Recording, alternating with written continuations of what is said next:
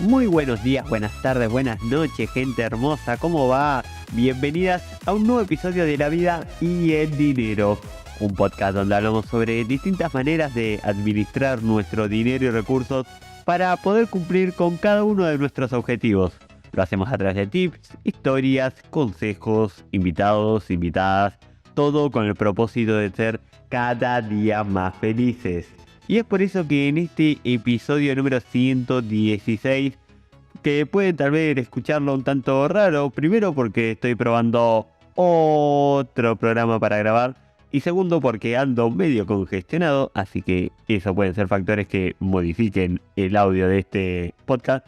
Pero le quiero hablar en este episodio número 116 sobre los bancos, pero puntualmente sobre en qué ganan plata los bancos, cuáles son los instrumentos y cuál es el principal instrumento de ganancia de los bancos, para que podamos entender un poco lo que interfiere en nuestro sistema financiero, lo que repercute en nuestro día a día y entender un poco de qué se trata todo esto de los bancos, que todos conocemos lo que son, o deberíamos, y que a veces no entendemos por qué hacen lo que hacen o por qué, cuáles son sus metodologías o su forma. Entonces vamos a tratar de charlar un poco de los distintos lugares, los distintos métodos, que son varios, por el cual el banco hace un rédito económico, que es negocio claramente para ellos existir. Empezando con todo lo que son, por ejemplo, cheques de pago diferido, más allá de que se puede cobrar comisiones o demás. El hecho de emitir un cheque con pago diferido, si yo tengo una cartera, una caja de ahorro que me permite emitir cheque en pago diferido, lo que hago, más allá de pagar un plus, es el poder brindar un cheque, el papel que dice que de acá a 90 días te voy a estar abonando X cantidad de dinero. Básicamente, dicho en criollo, sería eso, un cheque, esa promesa de pago, que la otra persona, pasado ese día, lo puede cobrar, dependiendo si está cruzado o no, lo puede cobrar en ventanilla, lo puede transferir a otra persona y demás. Y ese cheque tiene que tener fondos. Si no tiene fondos, se rebota, que es el famoso cheque rebotado. Eso está penado por ley, tiene sanciones y demás. Pero es una manera justamente en que los bancos ganan dinero. Otra de las metodologías es a través del pago de servicios. Cuando uno paga servicios a través del sistema de home banking o a través de un banco, ahí también hay comisiones que ellos reciben a causa de esa utilizar esa herramienta para el pago de servicios. Las transferencias de dinero muchas veces, si bien en Argentina suelen ser gratuitas, están las transferencias internacionales donde también se cobran lo que son una comisión por ese instrumento, por utilizar esa herramienta. Por otro lado, todo lo que es inversiones, el hecho de administrar, existen bancos, la mayoría de hecho, que te dan la opción de contratar a un asesor financiero, alguien que te administre todo lo que es tu cartera de inversión. Y esa metodología, esa herramienta también es un ingreso para el banco, en el cual nosotros podemos utilizar de esta persona para que nos vaya recomendando distintos instrumentos de inversión o distintas metodologías o estrategias. Obviamente, dentro del mundo bursátil y dentro del mundo de las inversiones, hemos hablado de los fondos comunes de inversión. Los bancos suelen tener sus propios fondos comunes de inversión. Estos fondos te cobran comisiones y ahí también tienen uno de los ingresos que repercuten en el día a día de los bancos. Todo lo que es el mundo de las tarjetas de crédito, ahí hay varias metodologías por las cuales nos van a ir cobrando, ya sea por mantención, por renovación, por anualidad. El hecho de no pagar la totalidad en términos, ahí también nos cobran intereses. Eso también es un gran instrumento de recaudación para el banco, pero ninguno de ellos claramente todavía es el que más utilizan y el que más ganancia le da. También está todo lo que es el mundo de los seguros. Cuando nosotros contratamos algún seguro, antirrobo, seguro de viaje, seguro de vivienda, todos esos seguros también son instrumentos de inversión, instrumentos de recaudación, perdón, para lo que es un banco. Tener cuentas corrientes donde se cobre un mantenimiento también es una de las opciones, pero lo principal, metodología, el mecanismo por el cual los bancos ganan la mayor cantidad de su dinero es al prestar plata.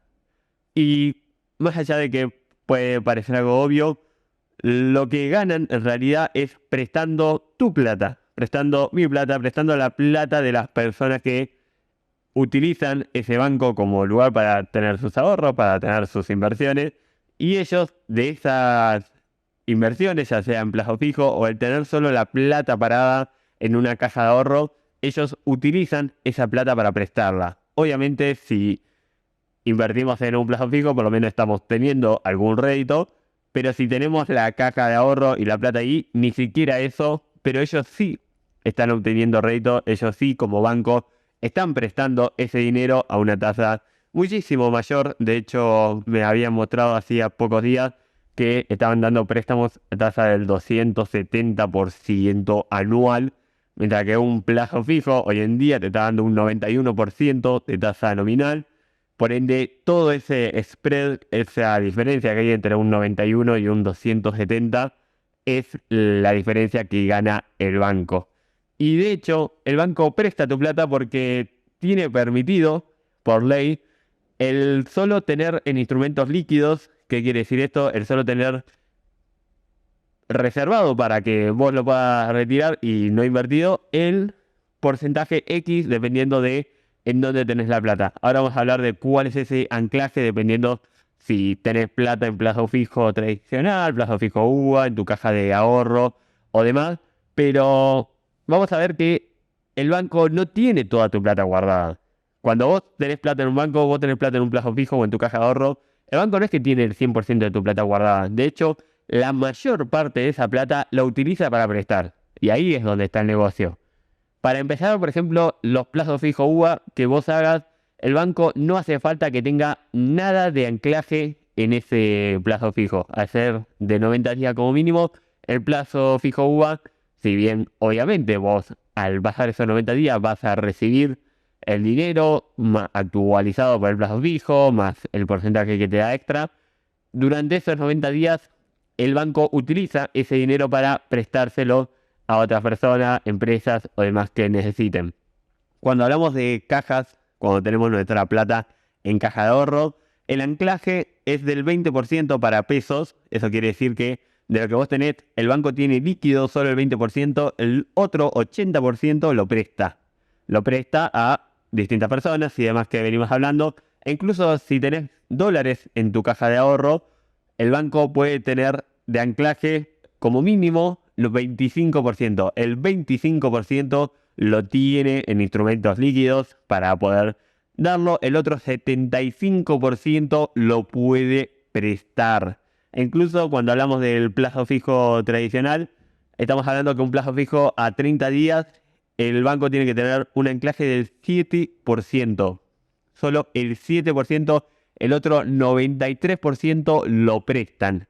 Igual, obviamente, nosotros le estamos dando al banco ese permiso, por así decirlo, al darle nuestras potestades, nuestro dinero por 30 días para que ellos lo utilicen, pero de ese capital, más allá de que ellos te tienen y te devolverán el total del capital más los intereses, ellos solo necesitan un porcentaje mínimo de anclaje y el resto lo pueden prestar y de hecho de ahí viene el principal negocio.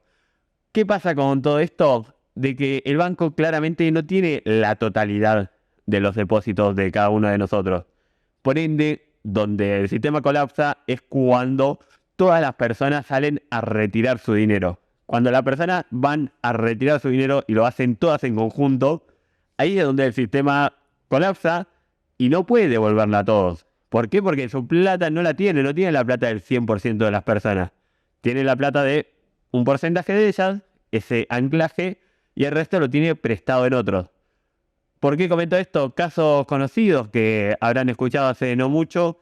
El caso del banco de Silicon Valley, lo que sucedió fue que se empezó a correr el rumor de que el banco justamente no tenía liquidez, de que estaba con el capital que había invertido, que era una mala inversión por respecto a la tasa de la Fed que fue creciendo en los últimos tiempos. Por ende, las inversiones en las cuales invertía el banco, que eran inversiones conservadoras, se fueron desplomando. Por ende, La gente, al saber que el banco invertía en estos instrumentos, empezó a desconfiar, fue a retirar su dinero.